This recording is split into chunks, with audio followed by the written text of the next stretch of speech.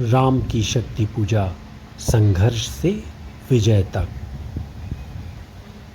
जब जीवन के सबसे बड़े योद्धा भी एक क्षण के लिए ठहर जाते हैं, जब आत्मविश्वास डगमगाने लगता है, तब क्या किया जाए? यही प्रश्न महाकवि सूर्यकांत त्रिपाठी निराला ने अपनी अमर कृति राम की शक्ति पूजा में उठाया है। यह केवल एक कविता नहीं, बल्कि संघर्ष से विजय तक की जीवन यात्रा है। रावण शक्तिशाली है, युद्ध कठिन है, श्री राम क्षण भर के लिए चिंतित हैं। तभी जामवंत उन्हें स्मरण कराते हैं कि विजय केवल पराक्रम से नहीं, बल्कि शक्ति और आत्मबल से मिलती है। वे माँ दुर्गा की आराधना का मार्ग बताते हैं और पुरुषोत्तम श्री राम उस मार्ग को विनम्रता के साथ स्वीकार करते हैं। निराला जी श्री राम की महिमा को कुछ इस तरह से बताते हैं कि अत्यंत कठिनाई के समय भी आपको नहीं डगमगाना चाहिए, धैर्य रखना चाहिए, आत्मबल और वरिष्ठों की सलाह माननी चाहिए। वरिष्ठ साहित्यकार श्री महेश सक्सेना जी इस बारे में कुछ यूं कहते हैं। ऐसा है, आदरणीय सूर्यकांत त्रिपाठी निराला जी की राम की शक्ति पूजा भारतीय साहित्य की, बल्कि मैं तो कहूँगा भारतीय हिंदी साहित्य के वाङ्मय में एक बहुत अप्रथम कृति है, बहुमूल्य कृति है। और यह एक बहुत बड़ी लंबी कविता है। इसमें राम और रावण के युद्ध का एक वर्णन जो जिस तरह से उन्होंने व्यक्त किया है,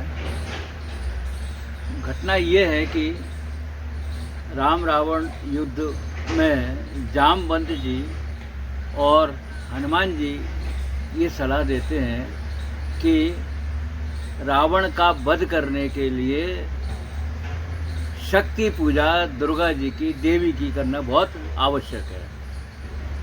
तो हनुमान जी जाते हैं और कमल पुष्प जो है वो उनको लेकर के आते हैं दुर्गा की पूजा के लिए। इतने में क्या होता है कि वो जो पुष्प जो है वो उनमें से एक पुष्प कहीं गायब हो जाता है, खो जाता है अपन जो भी को। और अब राम जी को बड़ी वो हो जाती है कि ये कैसे हो गया। तो वो तो राजीव लोचन थे राम जी। तो वो कहते हैं कि अगर ऐसा है तो ये कहाँ गया मेरा पुष्प वो एक, तो मैं अपना एक नेत्र देवी को समर्पित कर दूंगा, अर्पित कर दूंगा, अर्पण कर दूंगा मैं। तब देवी एकदम प्रकट होती हैं और वो राम जी को, राम रावण उनके युद्ध में विजय का वरदान भी दे देती हैं।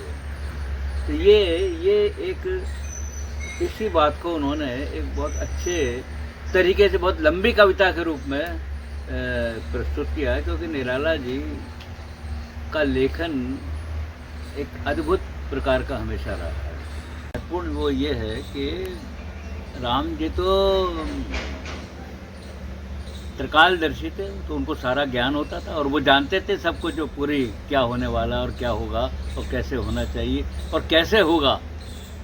तो ये सब प्रयोजन वो समझते थे वो अच्छे से। तो जामवंत जी रामायण में, रामचरितमानस में एक ऐसे बुजुर्ग पात्र हैं क्योंकि आप जानते हैं कि बुजुर्गों की बड़ी महत्वपूर्ण भूमिका हमेशा होती रही। और जामवंत जी हमेशा ऐसे सलाहकार रहे हैं कि जो बताते हैं। और हनुमान जी का तो पराक्रम हमेशा रहा ही है। तो अब उन्होंने जामवंत के, भगवान ने राम जामवंत के माध्यम से ये बात उन्हें मालूम था रामचंद्र जी को कि रावण में क्या है। अगर वो सारी बातें मालूम थी तो फिर वो एक जगह से बैठ के थोड़ी कर सकते। उन्होंने इतनी लंबी यात्रा जो इतने वनवास की और उसमें कहाँ कौन से पात्रों से क्या क्या उन्होंने एक तरह से मार्गदर्शन भी लिया और किस तरह से सलाह ली, उनका कहना उन्होंने माना और किस तरह से उन्होंने उसको समाज की विद्रुपताओं को, समाज की बुराइयों को दूर किया। तो जामवंत जी का चरित्र भी हमको ये बताता है कि ऐसे लोगों की सलाह हमको मानना चाहिए, और वो उनकी सलाह। और हनुमान जी तो पराक्रम के वो थे, वो तो हनुमान जी का प्रयोग तो भगवान राम ने हर जगह करा, और वो जानते थे ये काम, ये सामर्थ्य उनमें ही है, और उनसे वो काम करवाते थे वो।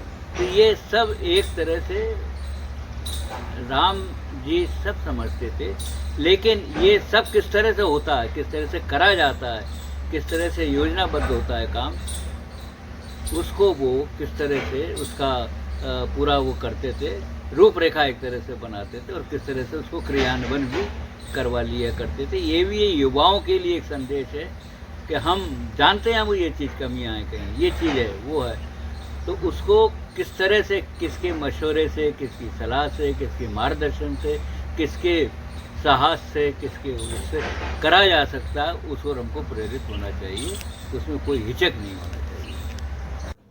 आज का युद्ध तलवारों का नहीं है, यह संघर्ष है प्रतियोगी परीक्षाओं का, मानसिक तनाव का और जीवन की चुनौतियों का। ऐसे समय राम की शक्ति पूजा हमें सिखाती है कि कठिन समय में घबराना नहीं, बल्कि स्वयं को संभालना है। उठो, जागो और तब तक मत रुको जब तक लक्ष्य प्राप्त न हो जाए। विवेकानंद जी का यह संदेश और निराला जी की राम की शक्ति पूजा एक ही बात कहते हैं, हार मानना विकल्प नहीं है। जब राह कठिन हो जाती है तब शक्ति भीतर से आती है, जो गिरकर फिर उठ जाता है वही इतिहास बनाता है। ओम के ही ध्यान से हम शुद्ध अपना मन करें, ओम के गुरु मंत्र जपने से रहेगा शुद्ध मन। दिन प्रतिदिन बुद्धि बढ़ेगी, धर्म में होगी लगन। ओम के जब से हमारा ज्ञान बढ़ता जाएगा, अंत में यह ओम हमको मुक्ति तक पहुंचाएगा। ओम स्मरणम श्री देवादिदेवा। जय श्री राम। हर हर महादेव।